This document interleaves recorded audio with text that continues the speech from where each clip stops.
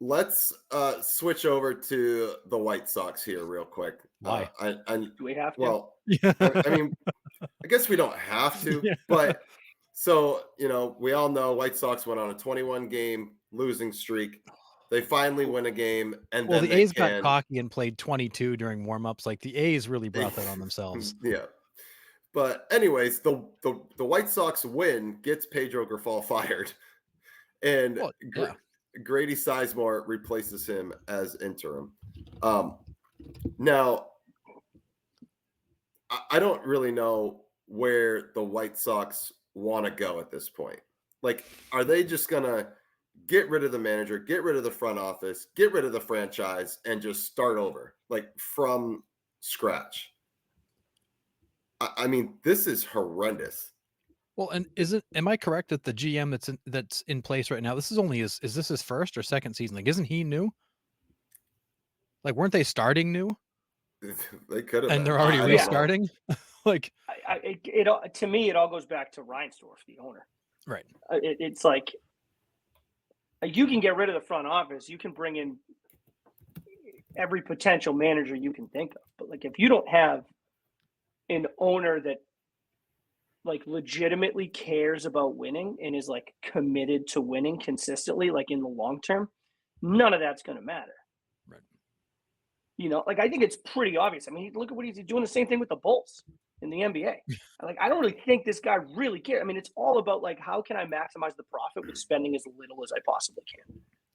I mean, and if that's like your number one objective, then like whatever, man, you do you. But your team is never going to be consistently competitive. You might run into a year every now and again where you overachieve, but then like that's the worst thing that could possibly happen because now he's looking at that going, look at my team that overachieved. What if we just do that every year? I spend less and less money. Yep. Well, so it's like as long as he's, I mean, I'm not a White Sox fan, but I can imagine as long as he's there, I'm like no expectations. Yeah, and we've talked about this for a little while too. Like that organization from top to bottom is a train wreck. That the minor league system's a mess. The facilities are a mess. They get terrible ratings from the players in terms of the quality of facilities and what they've got to work with. The ballpark is boring. They got all kinds of injuries. They've got a staff that doesn't seem like they know what they're doing. They can't pick a manager. Like that organization is a dumpster fire from top to bottom and has been for a long time. And poor Pedro Grifol comes in to his first managerial job. They hand him a turd and expect him to shine it up. Nobody was going to win with that team. I mean, that roster is a mess. The minor league system is empty, and there's nothing coming to help them. And to Sean's point, Reinsdorf has done that with the Bulls, and the White Sox have been on this path for years now, like just dumping salaries. And I think Reinsdorf is making the money he can because why not? He invested before, and maybe one day he'll do it again. But I was going back and forth on Facebook the other day with a White Sox fan, and that was basically their feelings that Reinsdorf is going to take some money out, hopefully sell the team here soon, and they'll get a fresh start because there's no hope. I just don't get why they decided to fire him. I mean, it's already such a dumpster fire. Like, what are you trying to spark here? Like, there's nothing to spark. Like, you don't have a lighter, you don't have gasoline, you have nothing. You have nothing. Like, there's no purpose of firing him now. Just finish out the season, finish out the last 2 months, and then overhaul it. Like, does Grady Sizemore get you over, the worst record ever set by the Mets back in the day? Like, no. I don't know. But I also, you don't know. I have no idea.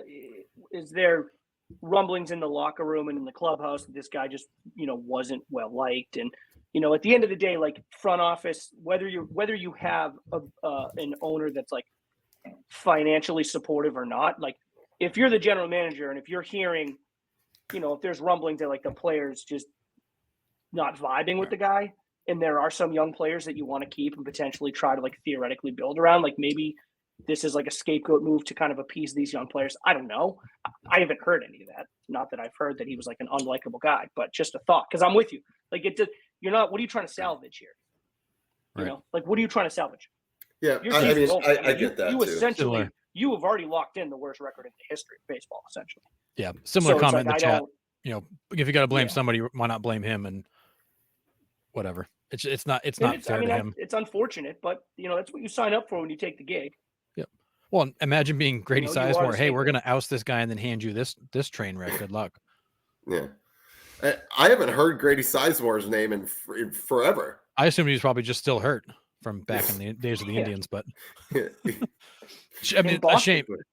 I mean, that's a guy like Buxton or Royce Lewis who had boatloads of talent and just as many injuries. Yeah, man. So I don't know.